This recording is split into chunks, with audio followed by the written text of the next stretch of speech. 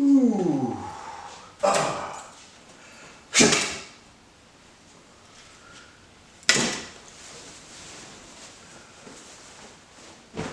Karen Hoodis and Dr. Edward Spencer have a wild tale to tell.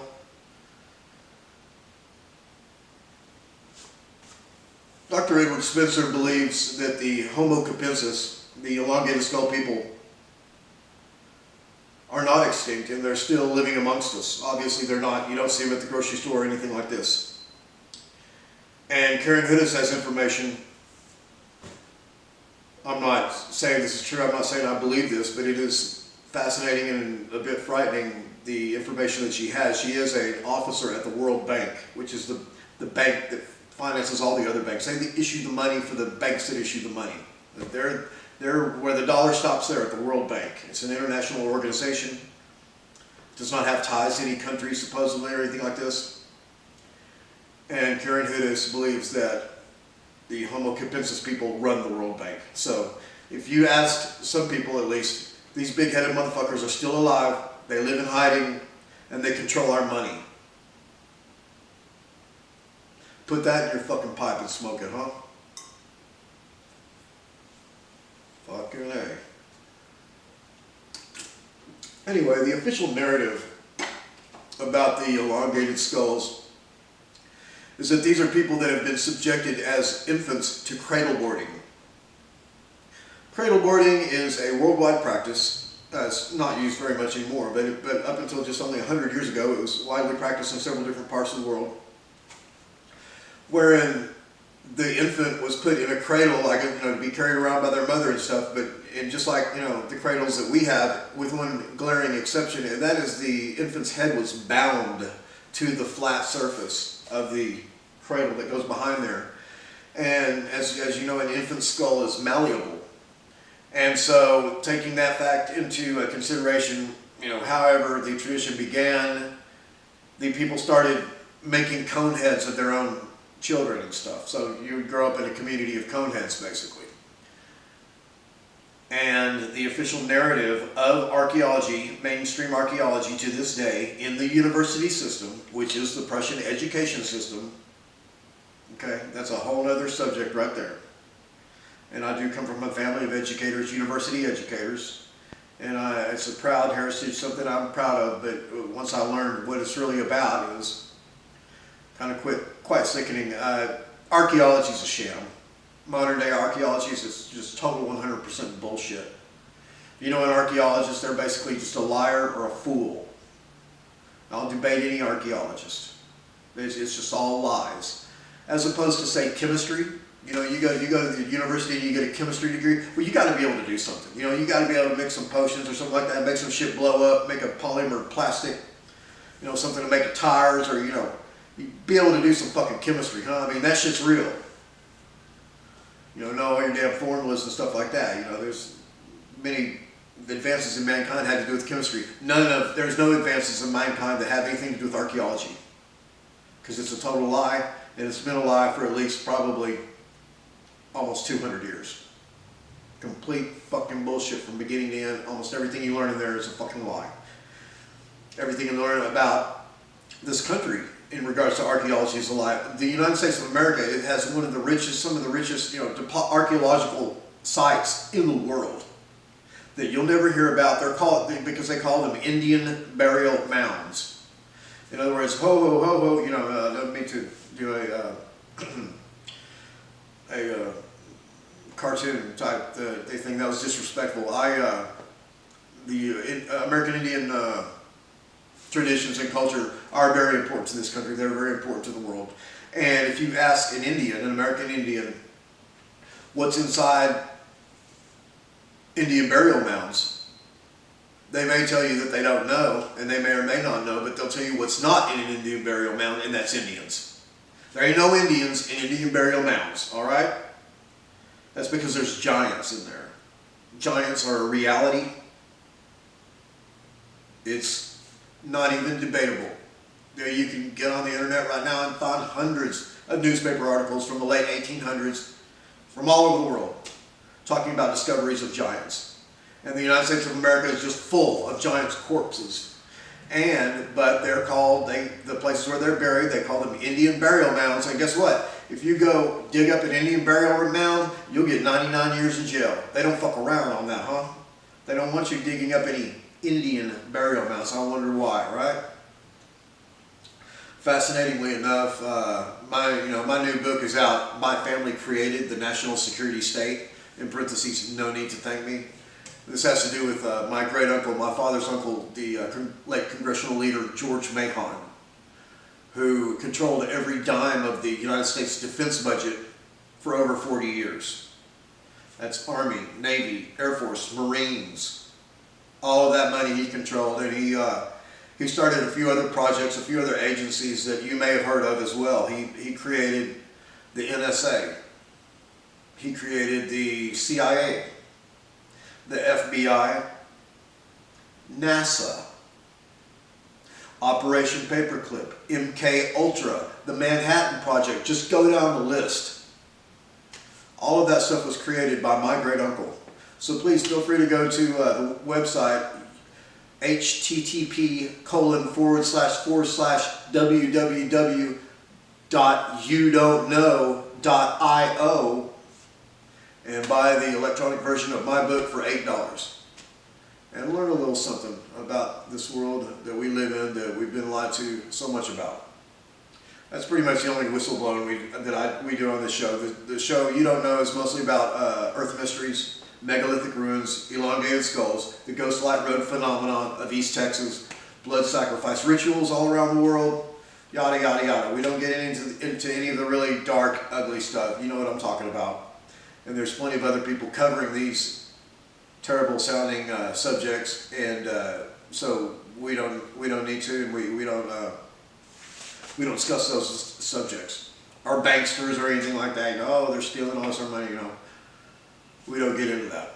But it is fascinating to hear Karen Hoodis and Dr. Edward Spencer's claims that the Homo Capensis run the world banking system. Fascinating indeed. Now, interestingly enough, I think it's the Columbia University has now got a hold of one of these skeletons for the Paracas people. But before I get into that, let me tell you the scientific reasons that I have for telling you that the Paracas skulls, the elongated skulls, are not human. There are very good reasons for this. And they're not. They're not human.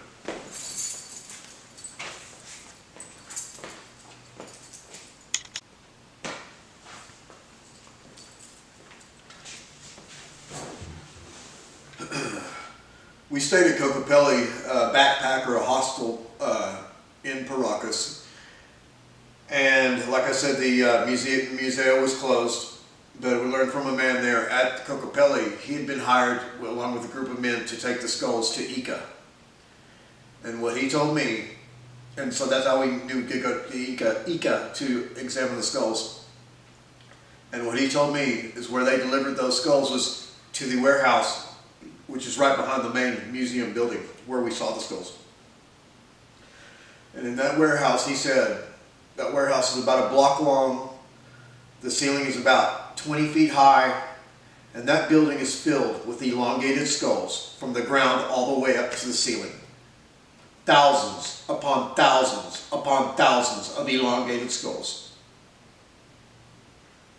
like you see in these pictures here. And we went into the main exhibit hall, and a guard kind of meandered in there after us, and to let us know in broken English that we can't take pictures. No picture taking. And so he left, and he was gone for approximately, I'd say probably about 70 or 80 seconds. And in that time, we got probably 7 or 8 high-quality pictures that were taken illegally in a foreign country. And Danny Hake did that. I was standing there right next to him. And these are some of the pictures that you're seeing right now. Were taken by my crew personally, with me standing right there, including skull number 176, which we talked about earlier. Now, one thing that, as I mentioned, obfuscates this narrative or this story is the fact that they have these big murals on the wall and stuff like this that show that these people with the elongated skulls had been subjected to this cradle boarding as children, and that's the reason why they have elongated skulls. That's fucking bullshit, all right? That's not true. Because, for several reasons, binding the head of an infant you might be able to shape their skull, and indeed you are able to do that, because head binding is real. And it's not the cause of the elongated skulls. What that is it's the native peoples, the indigenous peoples trying to emulate their rulers, their quote-unquote gods from ages ago, thinking, well, if I have a child and it has an elongated, head, maybe it will be accepted into the royalty or something like this. The primitive people with primitive ideas. And so that is the reason for cradle boarding, is to emulate these cone heads, these big-headed motherfuckers, okay? The Homo Capensis. So what is the difference? Well, let me tell you, the skulls are bigger. There's no amount of cradle boarding that's going to make your skull bigger. You know what I mean? You can have a misshapen skull, but it's still going to be the same as your skull or my skull. And these skulls are markedly different, and they're markedly bigger.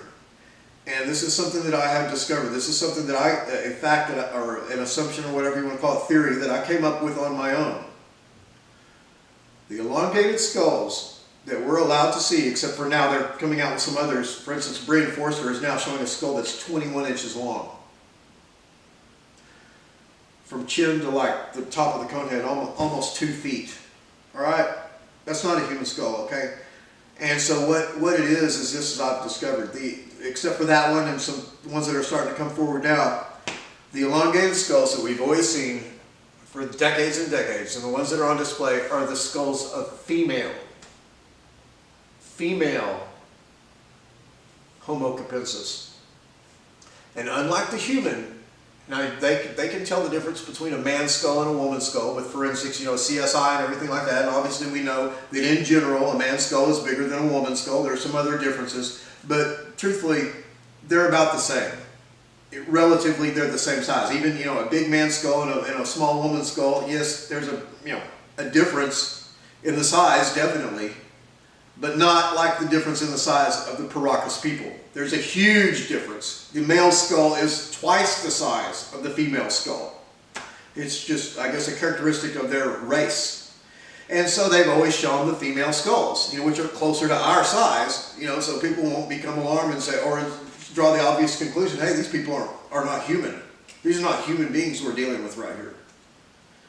So to obfuscate the story and to carry on the false narrative that these are people that have been subjected to cradle boarding, they only show the female skulls. I've never heard that anywhere before, and I figured that out on my own, and that's what I think.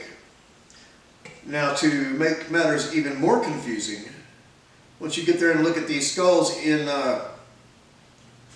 Ica, well, first of all, let's just start with the elongated skulls proper. They're the differences between your skull, my skull, and an elongated skull.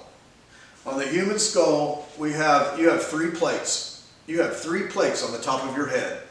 One, and this is a scientific name for the one on the front. It's called the frontal plate, right? It's just plain English. That's what it is. And then on the back of your head, it's divided into 2. You have the left occipital plate and the right occipital plate. And these plates are divided by the sagittal suture, which is that big long squiggly line that goes down the back of your head that kind of looks like a jigsaw puzzle. The biggest suture, in the human head. The elongated skull people do not have this. They have 2 plates. They have a front and a back. What would be their left and right occipital plates are fused into one plate with no sagittal suture or anything. And they have a big hole up at the top. Ostensibly to let through extra blood flow and everything, because you maybe need extra blood to have that big old fucking head carried around, huh? That's it! Big-headed motherfuckers, huh? Anyway, and another difference is the eye sockets. We think of a skeleton as having round eye sockets. That's really not true. If you look at a skull, our eye sockets almost look like an upside-down triangle. They're very angular. It's like an upside down triangle. And they're also very deep set within the skull. Very deep set. The Paracas people have round eye sockets. They're bigger than ours, much bigger than ours, and they're very shallow. So, instead of an eyeball, their eyeballs must look way different from ours, because Their eyes are different. They're more shallow, they're much bigger around, and they are round. You know, of course our eyes are round too, but I'm talking about the sockets. Their sockets are round, and so it's a different looking skull. The morphology between a Paracas skull and a human skull is different, and another big time difference is the jaw. The Paracas people, the Homo Capensis, the coneheads, whatever you want to call them, have a very robust jawbone. I mean, you'd have a hard time knocking that motherfucker out, or especially breaking that jaw, man. You just break your hand. I mean, they're rough, man. They got some big jaws. Big jaws, big, thick jaws, you know, and there's been computer-aided drawings and stuff to show what they think the Paracas people would look like, and it's not human. Okay, there's some human features to it, but that head, you know, it just stands out like a sore thumb. So anyway, yes, the Paracas skulls, the Paracas people are not human. They're different from us. But what confuses the matter even more is there seems to be several in-between type of other things.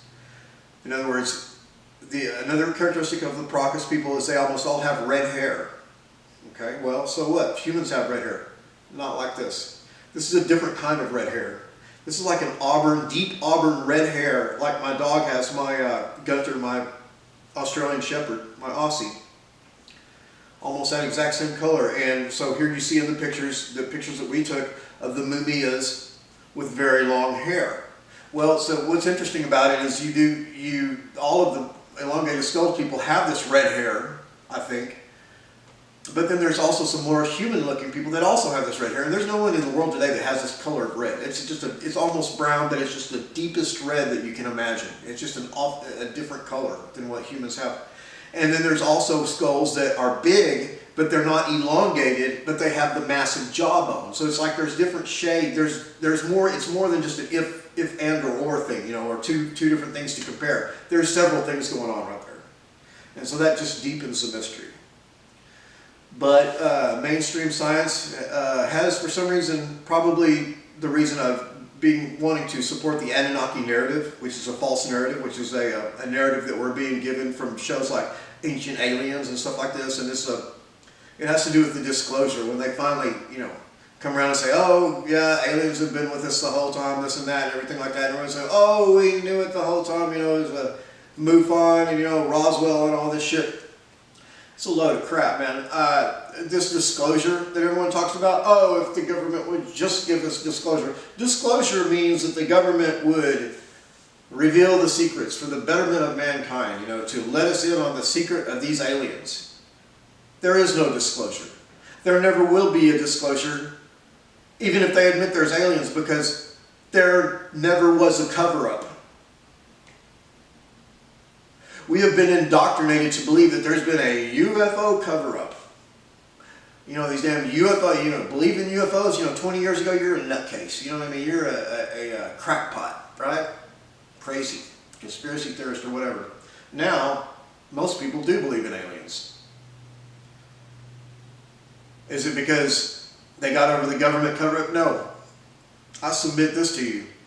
There has not been a government cover-up. In fact, it's been just the opposite. We've been force-fed a steady diet of UFOs, this, aliens, that, since before you were born. Your parents were watching cheesy-ass fucking black and white movies that came from Mars and stuff like that when they were teenagers.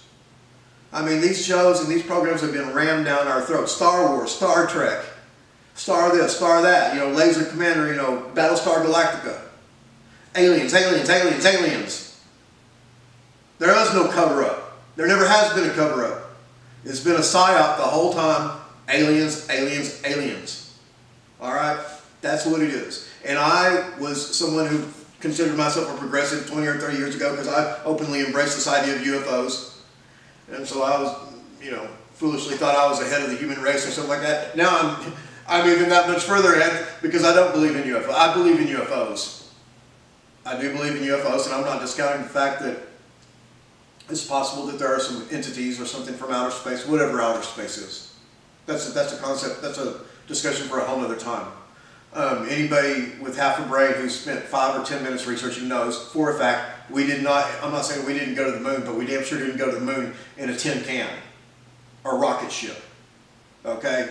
Get over that. If you still believe that, it's just because you know, it's not because you're stupid. It's not because you're crazy. It's not because I'm crazy. It's maybe not even be because you don't want to know.